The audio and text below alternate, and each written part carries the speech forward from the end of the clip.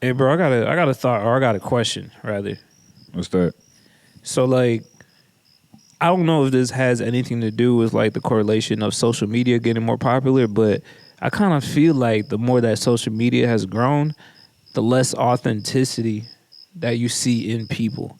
And like the crazy thing with that, just to add to that question, is that I feel like our generation right now, we always talk about like being your true self, being fully authentic. Like you hear those words a lot going around in our culture, but at the same time, I feel like I didn't grow up in a different era. When I look back at different eras or like talk to people in generations older than mine, it seems like, if anything, they're more authentic than we are, and we preach about it a lot. Yeah. Um, I feel like with our generation of people, we feel like we have a lot to prove.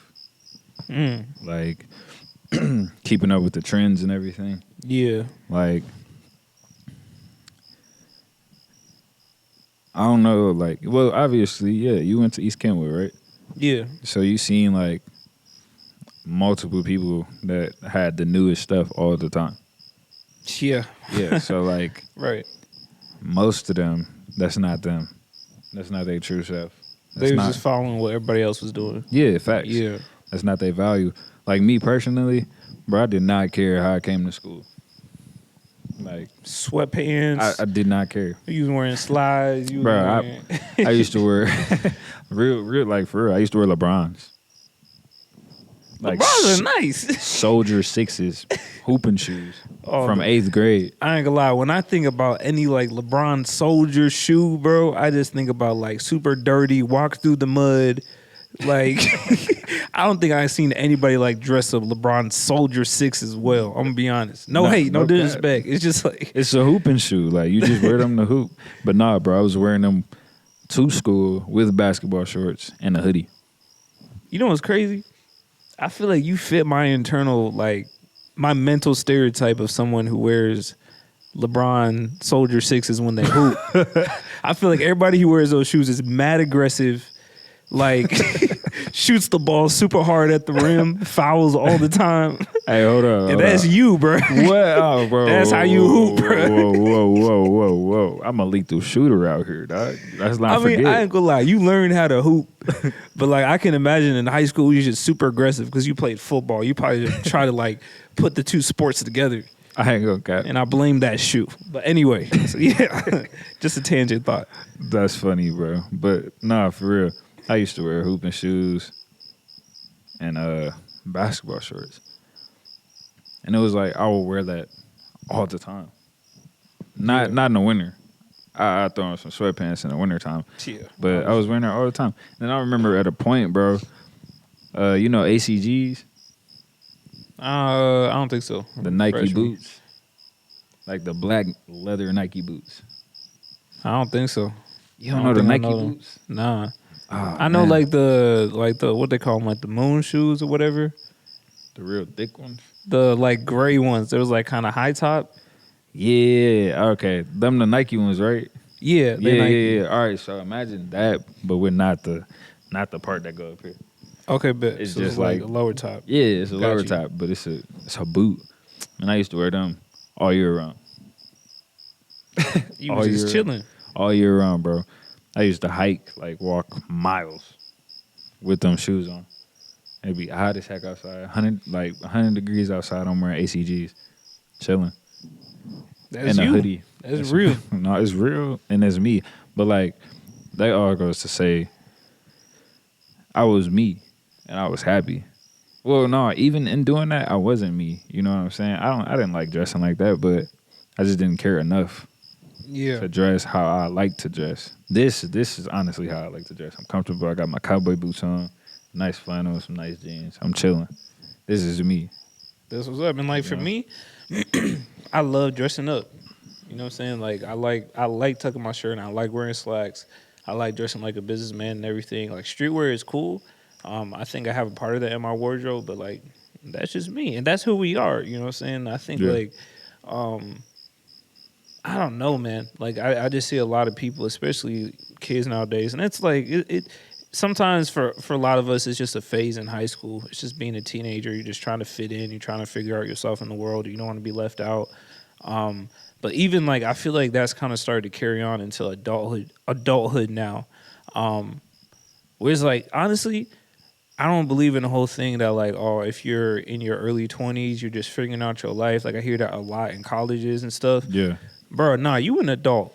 Like, stop tripping. Like, if you are 20, like, bro, I've seen 27, 28, 29, you still going to the club. You still, like, talking about this girl, this, that. You still involved in drama. You still in your hometown, honestly. Like, no, bro. Like, you should have been done with that, honestly, when you was 18, 19. No cap. People be carrying that on until that, like, 27, 28. You see older dudes talking to younger girls in the club and everything. And I'm just like, bro, like, grow up. No Like, cap. what in the world? Bro, I seen this one of these people on Snapchat. I don't know if it was my friend or what. Well, it was my friend, but I don't know if I know this person personally or not. But they posted on Snapchat and said, "I am 20 something years old, and yeah, I got a kid." Wait, no. It was something like along the lines of, "Yeah, I'm a mother, but just because I got a kid, that don't mean I can't go out and have a good time every weekend." And then she proceeds to say, Yes, it does. What you mean? "Hey, hold on, hold on." Then she proceeds to say, "I am 20, I think she said 22 years old. I'm going to go out and party every weekend or whenever I want to." And then she said, she said, "I am 20 something years old, so I'm going to go out and party whenever I want to every weekend or whenever I choose." And she says she doesn't want to get to the point where she's 30 something, wishing she was 20 something, partying and everything like that when she's 30 something, which I understood. But it's like, bro, your whole priorities got to change now. You have a child. I got a kid. I'm 20. I'm 24. And it's Right. like so much things I want to do. I can't. But it's That's all life. good though. Yeah, that's life. It's all good. I ain't tripping. As soon as he get about 13, 14, I can leave him at the crib. I can do you know what I'm saying? Right. I fully agree, man. And I think like kind of piggybacking off that, I feel like as much as people desire to change and everything, like if you don't change, it's fully because of your mindset. And let me explain because this is gonna make sense. If you're not happy with like your current finances, like if you're not happy with the amount you're making right now in life, like you either blame like your current life circumstances or experiences on your wallet or whatever it is, you're not going to be happy if you have all the money in the world. If you're not happy, not finding a way to be content, if you're single, you're not going to be happy in a relationship, and vice versa. If you're not happy in a relationship, you're not going to find a way to be happy if you're single.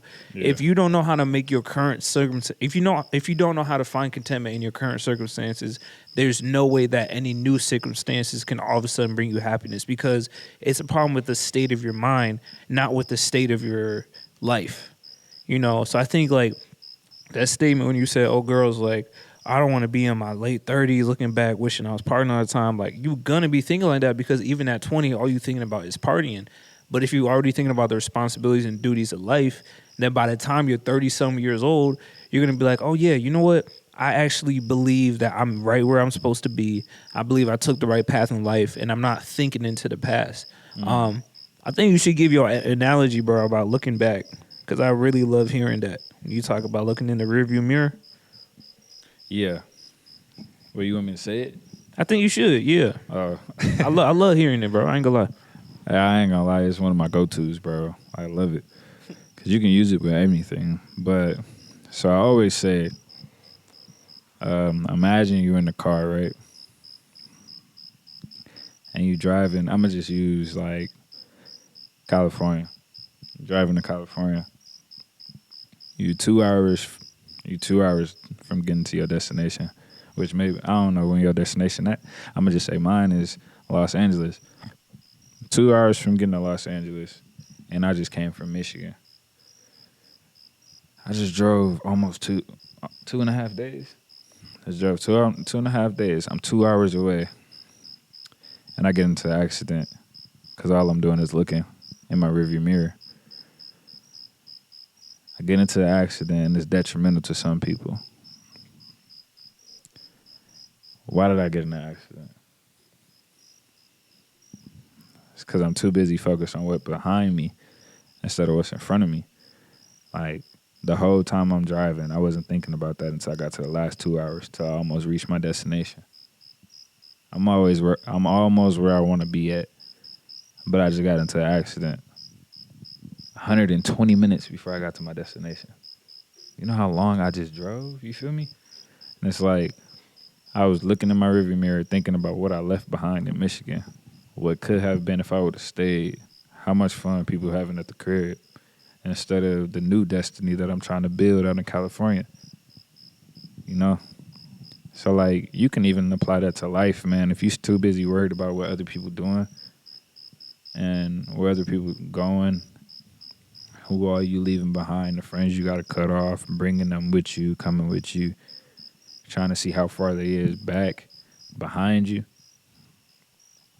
you risking yourself to get in accidents or mistakes in life that could be detrimental to you, somebody, just because leave you in a bad spot, no matter what it may be. And if you would have just kept focused on your main goal, which was reaching your destination, you would never be in that position anyway. Because I can always get to my destination and look back, as long as I don't go back. You know, I can get to my destination and look back and be like, dang, that would have been great if so and so was here. Bro, But it is what it is. I'm gonna sound like a pastor when I say this, bro, but like, don't jeopardize the potential of where you're going because of the pain of what you just left. That's it right there, man. Summing all that up, like, I've been stuck there so many times in my life, man, and like, I think we need to beware of the people who are like adults. If you're like 30 plus, honestly even 25 plus, and the only thing you brag about is your past experiences and not what you're doing right now. If you as an adult can't brag about current things that are happening in your life, or can't like get excited about current things that are happening in your life, and all you can talk about is like, oh, in high school I did this, in college I did this, oh, in whatever, like 10 years ago I was doing this, life is so great, everything. It's good to have memories. I'm not saying you Yeah. shouldn't have memories, but what I am saying is like, the greatest gift of life, past the gift that I believe Jesus has given us of eternal life, the gift of eternal life, the greatest gift of life is hope. And that's what eternal life is. That's like what the gift God gives is like, you have hope after life. You don't just have to worry about today. Like, you have security for forever. You don't have to go into eternal darkness, eternal hell, eternal anything but like eternal greatness. You know what I'm saying? That's what hope is. So like, what is your life if you don't have hope? And I think most people are depressed nowadays, or like, especially adults. They talk about the midlife crisis because you don't have hope. I think you get to that point where you realize like, I've lived my best days. And I can't imagine what that feeling feels like. You know what I'm saying? I've never had it before, like, because I have so much looking forward to. But I think even the oldest of people who are happy and joyous is because they're thinking about the future. What future am I talking about? I'm talking about their future, their generation, their kids. Like, they love their grandkids, they have a family. And that's why I think it's super important to have family. Like, there's a lot of people who are focused on their career, they're focused on the money they want to make, being famous or whatever. But it's like, if you don't have a good family, bro, I'm sorry, but you're gonna die a lonely death. That's, No cap. bro. That's It's the gonna be worst, OV. man, bro. I can't imagine, bro, getting to that age and just being like, dang, I really was stupid enough not to like look past myself, get married, have kids, and like, I think the most beautiful things is like where you see those like 90-year-old grandmas or grandpas, and they're like 5, 6 generations all in the same room with them, and it's like That'd be 200 so people, fire. bro. That'd be so fire, It's bro. crazy, That'd bro. be so fire. That's Yeah. how. My bad. I ain't mean to cut you off. No, you good. Go ahead, talk it. That's how it used to be at my grandfather's crib, bro. Oh, for real? Man, at my great grandfather's house, bro. Like, dog. It be making me emotional. I ain't As gonna it lie. should, bro. As it should. it be making me so emotional because it's like, man, family used to be so tight. Mm. We used to be so tight, bro. And now, like, we barely talk. You feel me? Like, we got a family group chat and everything, but it ain't like it used to be. You feel me? Yeah. Man, bro. Like, this sucks that I can even say this comfortably.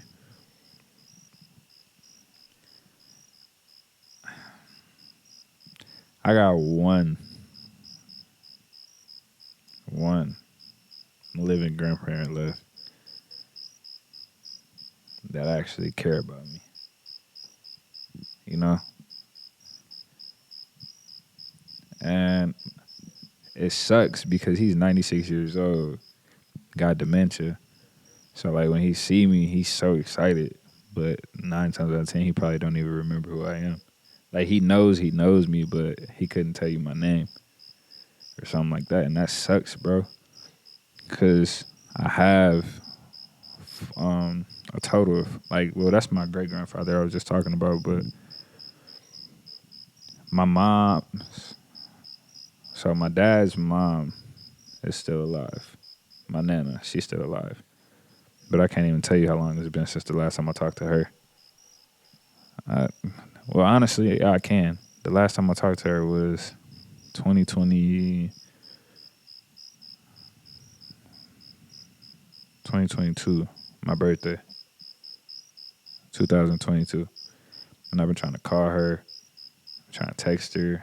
I even went by her house to see her. No response. It was one time where I knew she was at home because as soon as I was pulling away, I seen the blinds move. And that tore me up. You feel me? That tore me up. But like on the other side, my mom's family, man, like my mom's mom and my mom's dad, I don't even, I can't say I don't have respect for them because I do. Because at the end of the day, it's my mother's parents, you feel me? But I don't have enough respect for them to call them my grandparents. Because like I said, like I can't even tell you the last time I seen my mom's dad, bro. I haven't seen him since I was like maybe 8 years old. I haven't seen my mom's mom since I got out of the Marine Corps. And let me tell you something. That was the only time she was ever proud of me. That was the only time I actually feel like she cared about me because I accomplished something. You know? It wasn't like, oh, this is my grandson. I'm so proud of him. Like, this is my grandson. Blah, blah, blah. Nah, it's like, oh, this is my grandson. My grandson's successful. My grandson is Marine. You know? But it sucks. But it got to a point now where I don't even care. I done got so accustomed to it now, bro. It's just like, it don't even matter no more to me.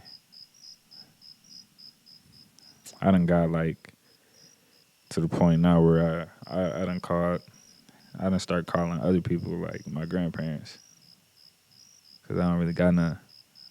It's that bad, but like I said, I don't want to get too emotional, man. I'm about to cry, but it is what it is. I done got used to it so long. So at this point,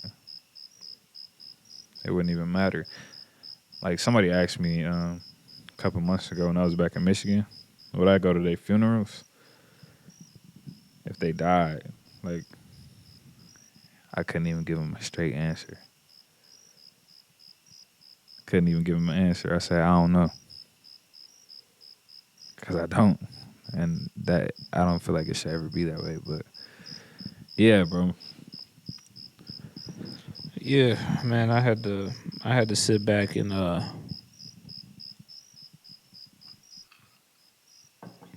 low key just absorb everything you just said, bro. I'm sorry. I'm sorry about that, bro. Nah, it's cool, man. I mean, bro, I know you, dog, and like it's not cool. It's not. And I think that's what we talk about right now is the importance of the family. And honestly, it starts with recognition. It starts with admittance. Someone has to admit the problem and someone has to admit the fault. You know what I'm saying? Someone has to take the responsibility. But in order to get there, you got to have recognition. So like as much as like you can handle it, like I ain't got no doubt you finna handle it, you finna move on, you gonna have a great life. You're gonna do the best for you and your family you building right now. But how things are in the current state of your family right now is not cool. And let's not lie about it either. You know what I'm saying? Yeah. It takes strength, man. Like for you and I we're both the official term is patriarchs of the family, but in other words, bro, we're men. We're men of the family. And we understand the importance of family. We desire to build the most prosperous families after us. We want to be what's the word? We want to be a phoenix in our generational line where it's like, oh, nobody, failure. Boom, Buddha Hall. This is the one that changed the course of his family.